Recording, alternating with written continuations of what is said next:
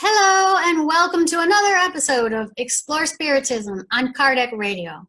We have kind of a cool topic tonight because we're going to be discussing the social media of spirits. Before we delve into that, I have a PSA to make, or what I am calling a public spiritist announcement, because coming up very soon is the U.S. Spiritist Symposium, the 14th one. This is a symposium that's held every year around this time of the year, but this time it's going to be done virtually for obvious reasons. This is cool though, because now everyone has a chance to join and watch all the talks that are going to be included. The theme is a very timely one: soul searching in a technological era. How cool, right? Something we can all relate to. So it's going to happen June 6th and 7th. Check it out at the U.S. Spiritist Federation Facebook page or the website spiritistsymposium.org. Now, tonight's topic, as I mentioned, is thought exchange, the social media of spirits.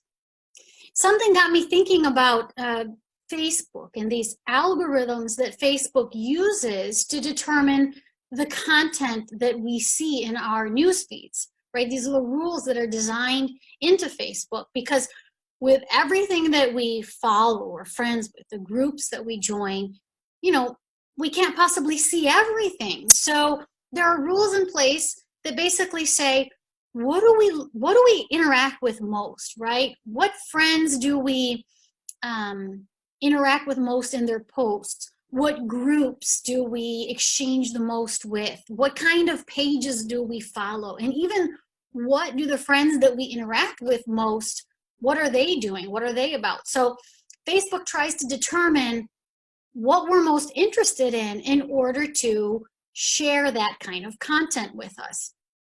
And it's all generated by what we do.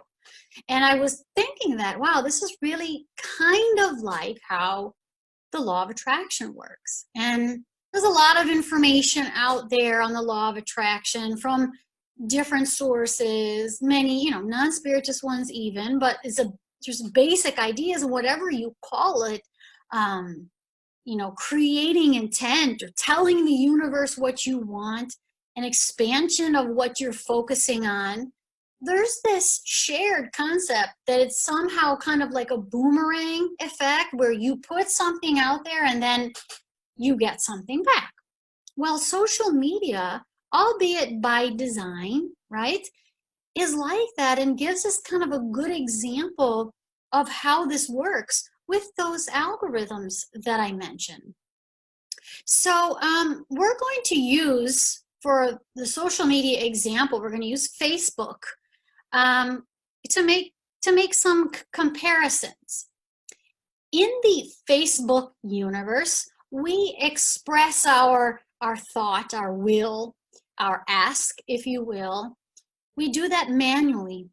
And this is by, as I was explaining, by what we follow, what we interact with. And in doing that, we also attract company, right? So in the community, our network of who we interact with on Facebook, we develop friends. We first get on, and then we look for the people that we know that become our Facebook friends. But over time, a lot of us, make additional Facebook friends, people we didn't even know before. And we can even begin to have followers, okay? So we attract this kind of company that somehow collaborates with us in the same direction of thought, with all of our likes, our comments, our shares, etc. And all these actions, right, what we do on Facebook originates first with our thought, right? What we think about, and then that leads to what we actually do, what we click on and how. And all of these actions then become like a manifestation of our intent or our reaction, the way we respond to something. And in the end, the end result of this whole network of all of us doing that kind of thing becomes an exchange of ideas, thoughts, opinions, even energies, right? Because our thoughts, the words that we use, they carry some kind of energy with them. And when it comes to thought, in Spiritism, we say that the origin of thought is the actual spirit, is the immortal soul. In Spiritism, thought is an attribute of the soul. So thought doesn't come from our brain. The brain is a physical organ, okay? But the thought itself originates in the spirit. Aside from being an attribute of the spirit, it's a way that spirits communicate with one another. It's a way that we attract company, spiritual company, and we influence those around us.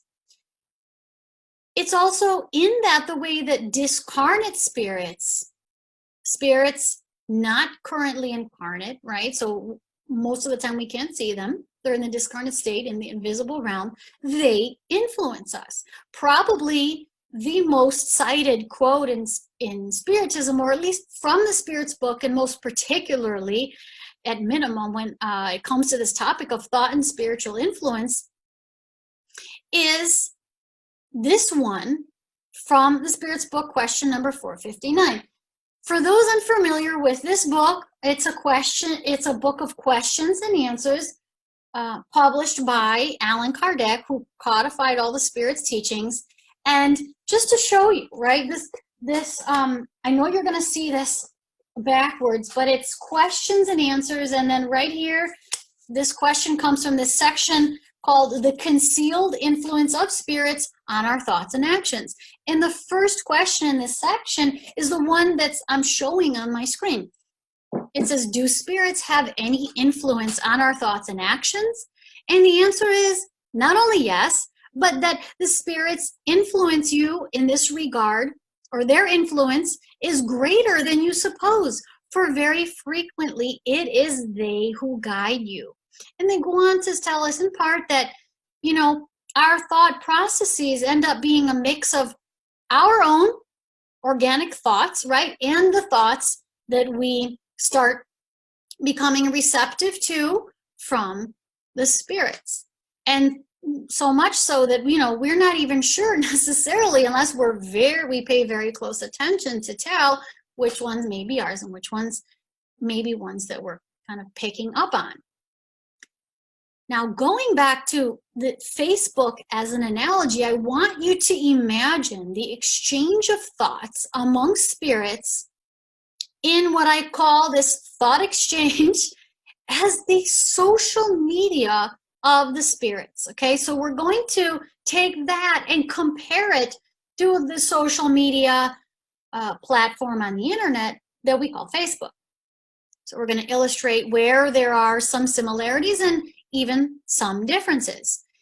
First, I want to kind of play with that analogy by setting the stage to give like an even better visual. And I want to do that with this matrix that I prepared for you. In the social media of spirits, thought is everything. So the discarnate spirits have a greater ease of capturing content from other spirits, incarnate or discarnate. You and I, on the other hand, being at the moment incarnate, we are in this physical body that is comprised of a denser matter that influences us. And so we have a much slower connection with the other spirits around us. We have a lot more interference. There are some of us, however, that are technologically equipped in this lifetime with special faculties that we call mediumship, that fall under mediumship, and that do allow an access, conscious or not, that is greater than what most of us have while incarnate. So thought is everything. And we are, when it comes to thought, always connected to what we call the psychosphere. The psychosphere is like this ocean of thought waves or mental currents that we are immersed in, that we contribute to, and that we are influenced by. So when we talk about a system of interconnection that becomes like an infrastructure, on the Facebook side, we have the internet. The internet is an interconnection of computer networks. And on the psychosphere side, we have all of our interconnected minds. And in there, as I mentioned, thought is everything. Now, there is a collection of information that is accessed on this infrastructure. For the internet, we call it the web. The World Wide Web, or nowadays mostly the web. And for the psychosphere, I'm calling it the thought. There have to be some sort of rules in place to allow this to work, okay? And these standards for the internet are called internet protocol. But that protocol or rules in the psychosphere is really just natural law. And what identifies you when you go online to distinguish you from someone else, right? From another content provider or someone exchanging information. In the internet world, that's your IP address.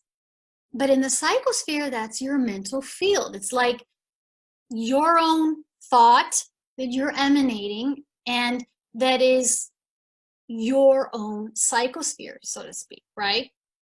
And our mental fields interact with the mental fields of others. We can register sometimes what comes from the mental field of others. And when we feel energies of one another, this is a bit of what is happening. Now, the platform that we're going to use for this comparison for the internet is called Facebook, right? For the spirits in the psychosphere, I'm calling it the thought exchange.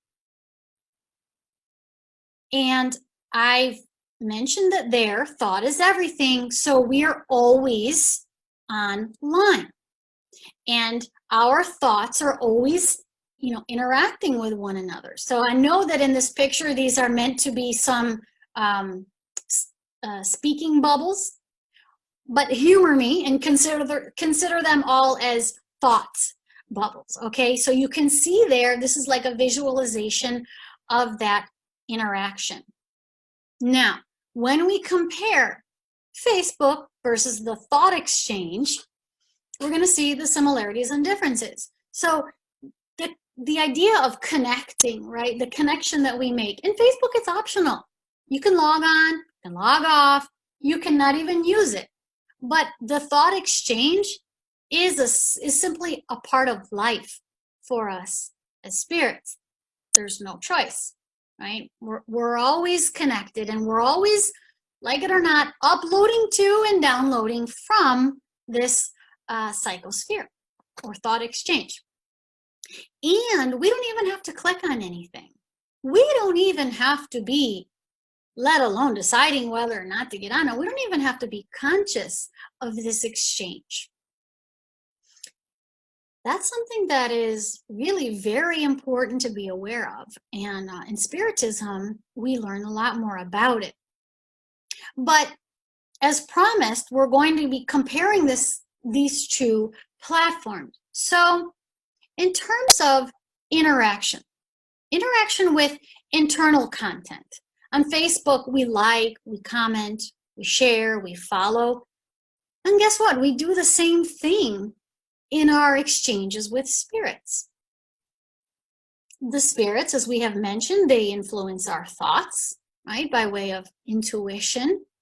And once we have captured a thought, once we are influenced by that thought, then the question becomes, how much attention do we give to it? How much time do we spend entertaining that thought?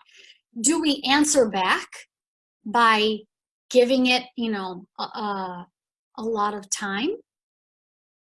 Some of us might think, yeah, I talk to myself all day. If that's you, like it's me, I always say that. Are you sure that you're talking to yourself all the time? Do we give these thoughts that we capture a mental thumbs up and take action on them? Do we love them, right? Give them a heart and share them? Do we get angered by them and allow that anger to foster in us, giving it the angry face by sharing it and, dwelling on it? It's very similar, right? Now, content creation. In Facebook, we have a news feed, right? We can read the news feed of what others create, but we also can create information that feeds others' news feeds. And in doing so, we can attract followers. We can attract fans. So this happens in Facebook. This also happens in the thought exchange. What are you posting in the psychosphere? The friends, followers, fans that we have in our network in the thought exchange, when they like what we do, what we share, some of them can be very encouraging. And sometimes, they may support us with just their presence, contributing to the energy that influences us. But some, they like so much that whatever we're doing or sharing, they want to help us. They want to help us keep going down that path that we're on, in that direction, whatever it may be, good or bad. But here's the thing. The same way that our thoughts, our actions, our energies attract other people of the same like mindset. We have this expression, birds of a feather flock together. Well, the same thing happens with spirits. And we're focusing tonight especially on the discarnate spirits and how they influence us. So that happens with those spirits that are on the same wavelength as us. In fact, figuratively and literally. Sometimes it can be spirits of a little bit even higher wavelength if they like what we're doing. We have good intentions. They see that and they want to help us.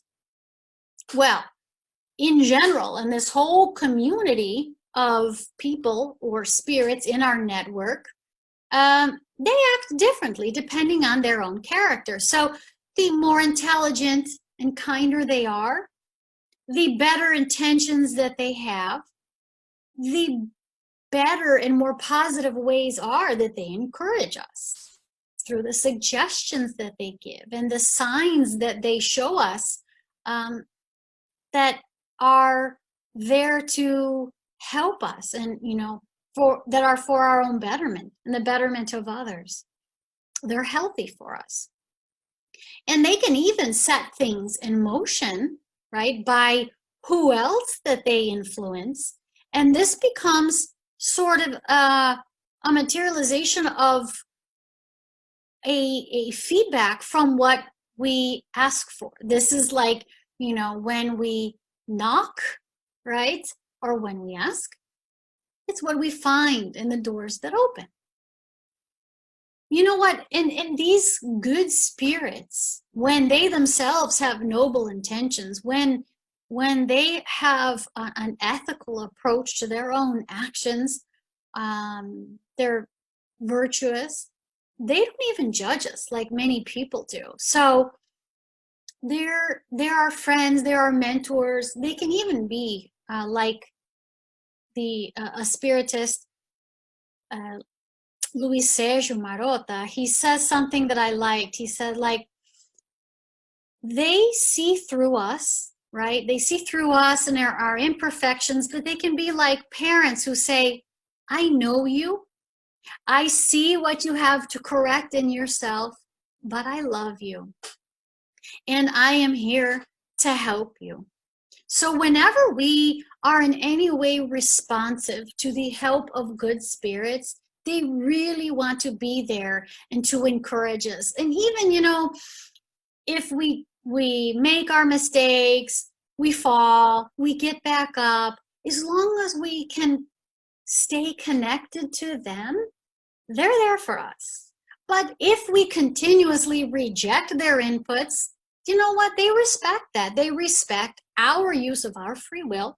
They have a lot of patience with us, and they let us, choose our own way.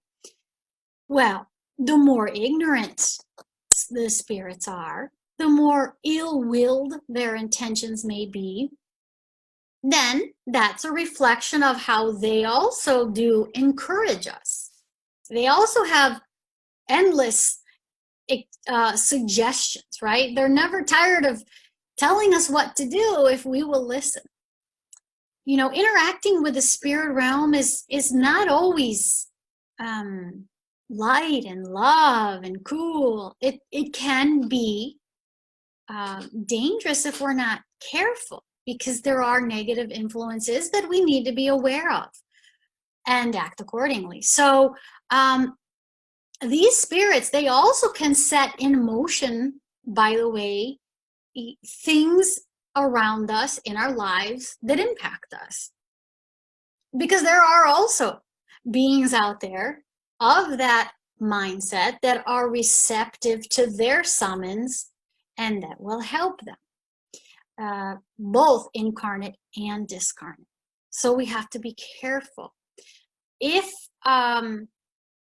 we connect with them at some point, we kind of go along with them a little bit.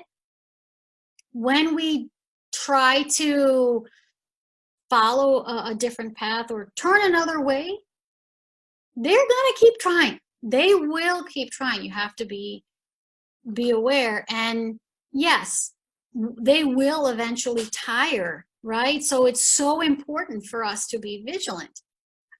It's just that they're not as respectful of our free will as the good spirits. So along those terms, we need to know that in the social media of spirits, there's no snoozing, blocking, or unfriending, at least with a simple click. But there are things that we can do to protect ourselves, because we can use the thought exchange's security settings to our benefit. And as I said, it takes a lot more, though, than a few clicks. And actually, it's something that we have to do every day to monitor and control those settings. And we do that by what we focus on, what we give value to, what we act on, and how. This is who we're interacting with, including among our incarnate and discarnate companions, those around us. Now, what happens when we're in an environment of mixed company? Online, like in Facebook, you have the admins of groups. So if we're involved in some Facebook group, hopefully there are some admins that kind of keep things under control and help maintain harmony in the group by blocking access to those who really go there without the intention of being part of that group and maintaining that harmony. So when we are in environments in exchange with the spirit realm, and this can be anywhere, right? Sometimes there are physical places in life that we go, and there's really a mix of who's there from the spirit realm and the minds that are exchanging. So we have to be very careful and be our own admins. We have to give others that we don't want to influence us the boot by not engaging with them and the thoughts that they are emitting.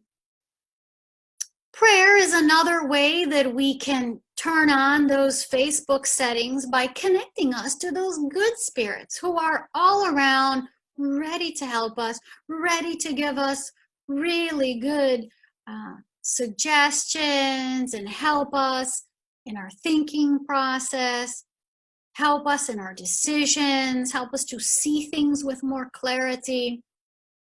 Prayer opens that doorway of communication for that.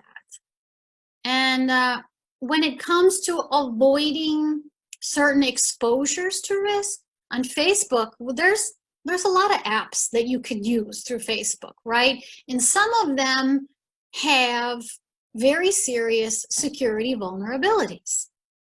They may be a doorway to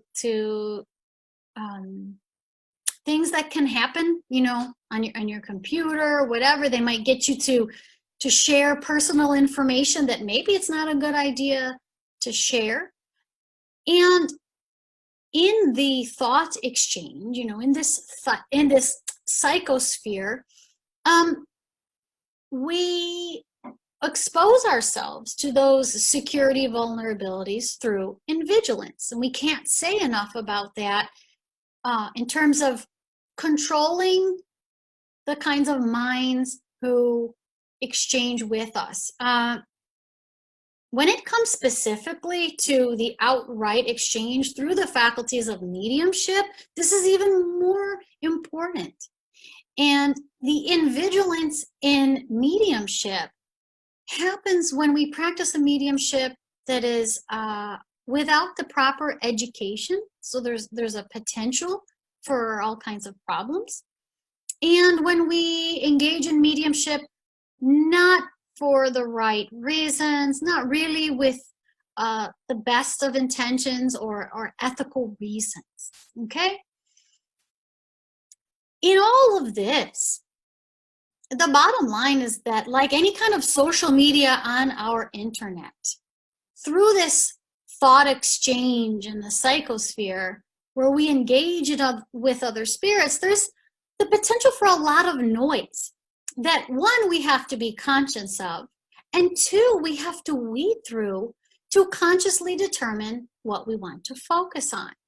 But having said that, both of these exchanges or formats for exchange can be ways to enrich our lives. I mean, look at Facebook. You can interact with friends and loved ones, keep up with, you know, general things going on in their lives. You can access content that is educational and things that you want to know more about. If you use it properly, it can be a great source of information and connection.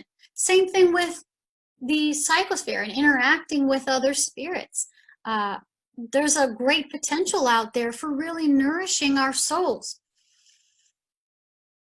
And the more that we study Spiritism, the more that we, in particular, we delve into the Spiritist literature, the more we become aware and understand how this dynamic is really at the center of our lives as spirits. For those of us, or those who do find all of this to be of interest and want to know more, I want to recommend some resources, because what I tried to do through Explore Spiritism is really to be like a tour guide. So when you go visit some place, or, you know, a park, a museum, a city, and you have a tour guide, they can give you maybe a map, a pamphlet, or some kind of information you can look through, and then they will go along with you and give you some general explanations. But then you take that experience back home and you can look deeper for more information. You want to learn more about what really interests you. So that's what I try to do with Explore Spiritism. And in that regard, I want to suggest, for example, two sources from Kardec. The Spirits book being one, part 2, chapter 9, where that question that I shared with you before came from. This section's called The Concealed Influence of Spirits on Our Thoughts and Actions. Specifically, it involves question and answers number 459 through 472. And then in another book published by Kardec called Genesis, chapter 14, you can read of these subtopics. One being action of spirits upon the fluidic creations, thought photography, and another called the quality of the fluids. These are items 13 through 21. Well, if you maybe don't have these books, well, by the way, in some cases you can find some Spiritist books like those of Kardec online in PDF, but you also can visit the explorespiritism.com website, where there's an abundance of Spiritist information available to you. No logon, no password, no email, nothing required. All at your fingertips. If you go to the Explore Spiritism homepage, you see there the circle there in the middle is called Study of the Spirit, a section under Spiritism in Depth. If you click there, you go to this other page where there's a menu along the left, and one of those menu items is Spiritual Fluids, the Vehicle of Thought. And you can read in a lot of detail there this kind of information with more explanation on the technical side. If you want to explore more by sort of seeing this in action, then I recommend the Life in the Spirit World series of books by the Spirit author Andre Luis through the medium Francisco Cândido Xavier, who we also call Chico Xavier. These books are like a behind-the-scenes observation of all these exchanges between individuals in the spiritual and material worlds. It's fascinating. It's provided in the format of novels written by Andre Luis, who tells about his own, true experiences in being able to go on these kind of learning journeys in the company of other more advanced spirits, and he gets to witness these exchanges between the two realms. He writes about them in his own perceptions and what he learns, and it's so fascinating, and it's so revealing that I wrote a blog post on my blog called Explore Spiritism at explorespiritism.blogspot.com, called Like a Fly on the Wall of Heaven, viewing our world through Andre Luis and Chico Xavier's Spiritist novels, the Life in the Spirit World series. We have this expression of being a fly on the wall where you can kind of observe without being observed. And that's what it feels like. And when you witness this, it helps you to really kind of envision how that could be happening and is happening in your own life.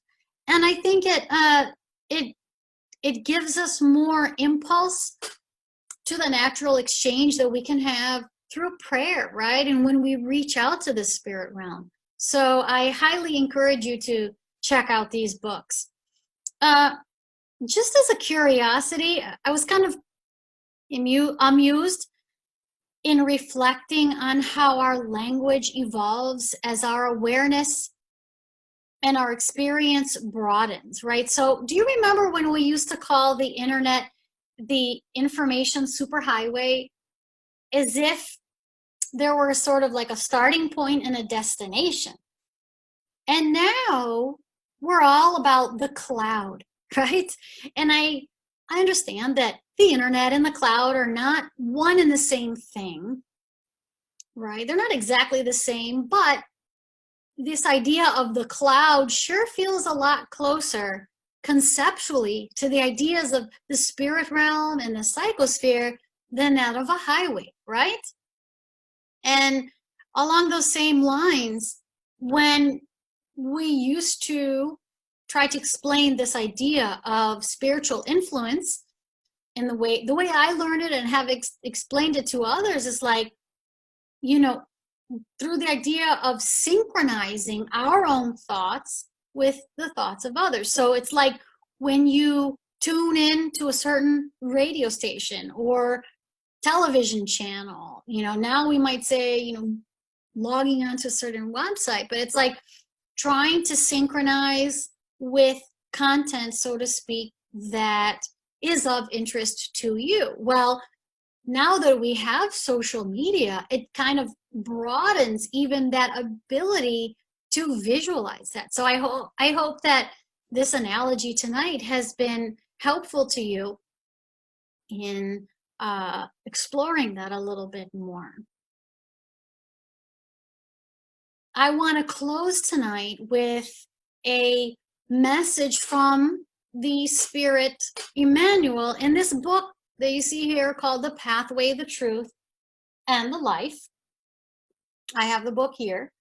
I'm going to read from this chapter. They're just short chapters. This one, number 156, is called Intuition. Okay, you have the start of what Emmanuel writes written there. But before that, each chapter starts with the inclusion of a verse from the Gospel. This one from Peter that says, "For prophecy never had its origin in the will of humans, but very good people, united to God, used to talk, inspired by the Holy Spirit." And then what I want to close again with here is what Emmanuel writes. He says, "In the divine sanctuary of conscience, people have access to intuition, and all of them can develop it towards their spiritual elevation. Great phenomenological manifestations of mediumship are not necessarily essential to establish the interchange between the visible and invisible world. All knowledge which dignifies human life came from superior spheres. The noble ideas were not produced by the wish of any person, because terrestrial reasoning has always been inclined towards materiality in its ingrained selfishness.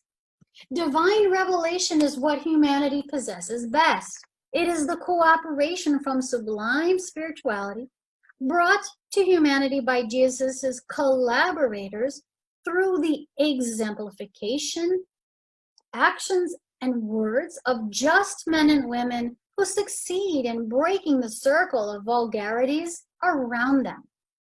Doing so, due to their own efforts, these men and women become instruments for the necessary renovation. The intuitive faculty is a universal instruction. Through its resources, human beings receive vibrations from higher spheres, often transformed into religious, philosophical, artistic, and scientific contributions, thus amplifying sentimental and cultural achievements. This collaboration from higher spheres does not happen by their wish, but by the concession of God." And just to close with this comment, this concession that Emmanuel mentions is not like a stamped permit from a ruler, an individual called God. It's more in reference to the natural process that takes place in accordance with divine laws, natural laws, right? These are the laws of nature. And as we mature spiritually and we get a better understanding of divine law and these protocols of nature in exchange with other spirits, let's employ them to access or receive, as Emmanuel says, vibrations and collaborations from higher spheres. In other words, from the good influences that are there available to us in our networks. So that's it for tonight. I hope that this analogy and the exploration of it has been helpful to you. I wish you a great next 2 weeks, and I thank you so much for joining me tonight, for your time and attention. Thank you so much, and God bless.